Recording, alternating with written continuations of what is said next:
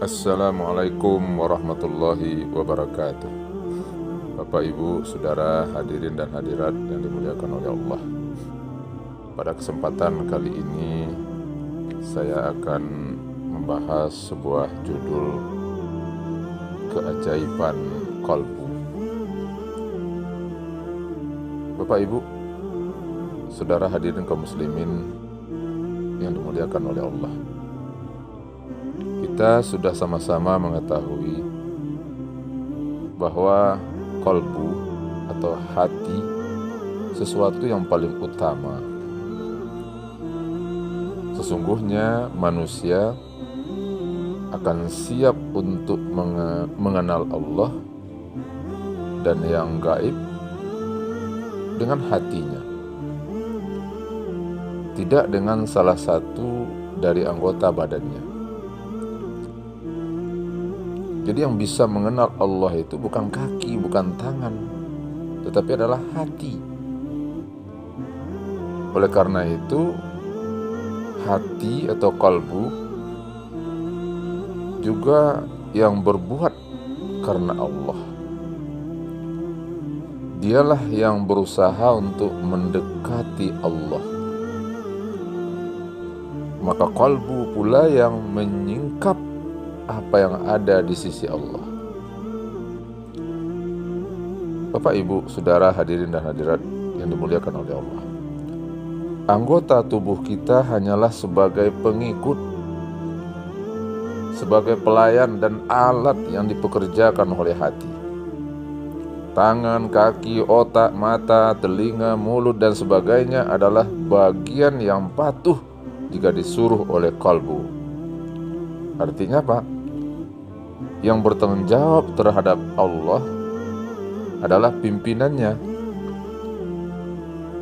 Nanti ketika kiamat di yaumil hisab, qalbulah yang berhadapan dengan pengadilan ilahi.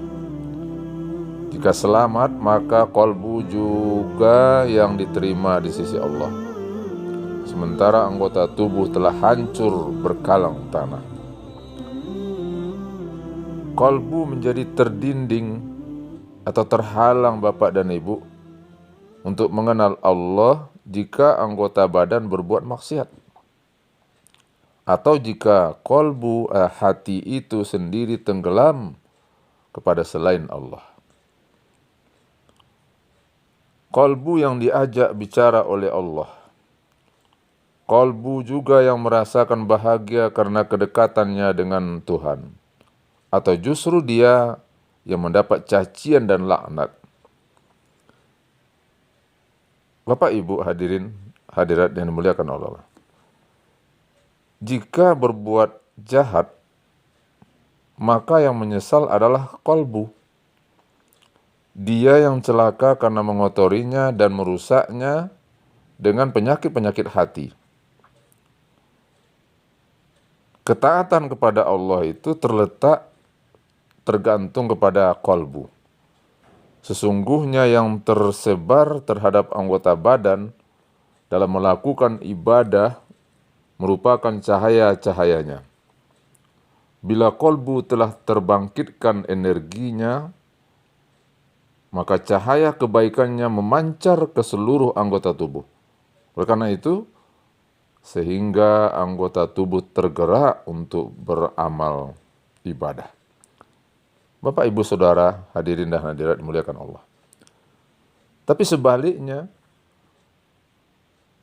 kita menjadi sombong dengan menggunakan media anggota badan dikarenakan keadaan qalbu yang kotor. Perbuatan-perbuatan keji dan buruk dikarenakan qalbu yang tidak suci atau gelap. Qalbu yang gelap menjadi tidak bercahaya. Hal tersebut membuatnya tidak dapat menampakkan kebaikan-kebaikan yang direalisasikan dalam bentuk lahiriah melalui anggota badan.